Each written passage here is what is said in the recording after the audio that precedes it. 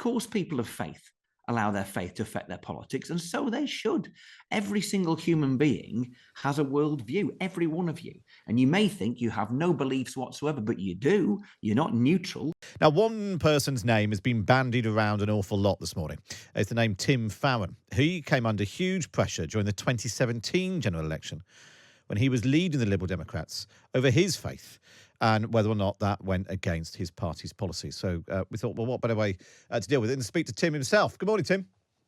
Now then, Matt, you're right. I'm very good. I'm very good. This must seem like a horribly sort of retro deja vu episode for you. Are you surprised that, what are we now, 6 years on almost, that Kate Forbes' faith has become the centre of the story on day one of her campaign? No, I'm not surprised.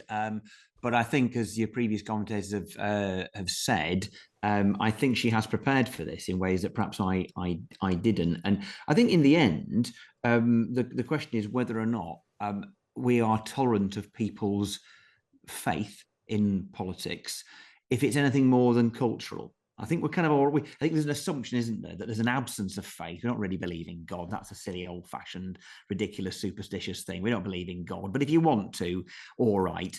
But the minute it becomes something that might affect your worldview, we're not happy. In which case, we're not tolerant liberals at all, are we?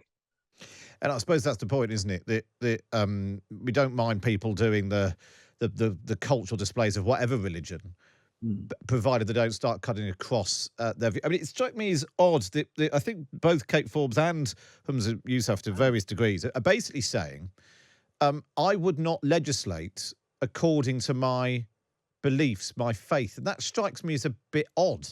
Yeah. Why would you hold those beliefs and then not legislate according to them? I agree. So I think I hold two views at exactly the same time that you might think are contradictory, but they're not. One is, I do not think I have the right, nor do I think it's in any way profitable, to legislate to make people who are not Christians live as if they were. I think it's illiberal. I think the gospel doesn't encourage us to do that. At the same time, I also think exactly what you've just put out there, which is, of course, people of faith allow their faith to affect their politics, and so they should. Every single human being has a worldview, every one of you. And you may think you have no beliefs whatsoever, but you do. You're not neutral. And so in which case, it's okay for somebody who's, a Marxist, for example, to bring what they've learned from Das Kapital into the room, but not to take what you believe from the Bible. That's nonsense, isn't it? The fact is there is no neutral space in the public square, and a genuinely liberal society is one where we bump up against each other respectfully and are healthily curious about why people think things that are different. Is the problem not that you shouldn't have faith in politics? The question seems to be, it was the question that you were asked when you were leading the Liberal Democrats, the question that Kate Forbes is being asked when trying to lead the SNP, is not you shouldn't have faith in politics. It's how does your faith fit with the progressive liberal policies of the particular party that you're in? That the Liberal Democrats are pro-gay marriage, so are the SNP. If you believe that gay marriage, gay sex is a sin, how do you square your faith with being in that particular political party rather than, say, a political party who doesn't support gay marriage? But if you think people have the right to make their own choices, and you respect everybody, and you think people are of equal dignity and of equal and lofty significance, then I'm very comfortable as a person who is a centre-left liberal. And I mean, I remember I joined the Liberals when I was 16. The leader at the time was David Steele. He said something which is very powerful to me, which is that any liberal who doesn't disagree with at least 10% of liberal policies isn't really a liberal. So I'm delighted to belong to a party that doesn't require me to be an automaton. And I hope that's the case for the SNP too. You've written a book on this, and I know you've got a podcast on it as well, discussing the possibility of whether or not you can be a person of faith and hold high office. Do you think that this episode again suggests that the two things are incompatible, that essentially politics is now secular, that there is that someone with anything beyond, I've put up a Christmas tree, I've lit some candles for Diwali, anything where your religious beliefs actually mean something, bars you from high office in politics? I kind of want to say no. I mean, so I know it's not the highest bar of all, but I did get to be leader of the Liberal Democrats. So and you've got Ian Blackford, who's led the SNP in Westminster, who's a committed Christian, others as well in positions of high office, and Kate is in the final two probably to become the First Minister of Scotland. So if there is a ceiling, it's pretty high up. But then again, to an extent, yes, what you say is right. But it's not just now. The idea that Christianity is this old-fashioned thing and we modern people are dispensing with it, it's rubbish, isn't it? 1,000 different worldviews have said that about Christianity for 2,000 years. And the delicious irony is those other 1,000 worldviews are all lying in the dust and we've forgotten most of them. So the fact is that Christianity is always, always, always countercultural.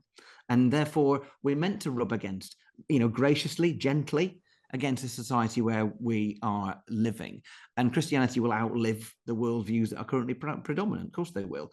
The response of Christians, though, is important. I always say, as a Christian, I'm not offended by this sort of stuff at all, because we're promised trouble. We're promised to be had a go at. It's not like we're in North Korea or Iran where it's genuinely a risk to our lives to believe in Christ. It's just merely a bit inconvenient for us. That's kind of the way it is. And what are we meant to do in response to people having a go at us? It's not to whine about being cancelled. It's to turn the other cheek and model a kind of love for the enemy that is so utterly countercultural that it might actually draw people to the gospel.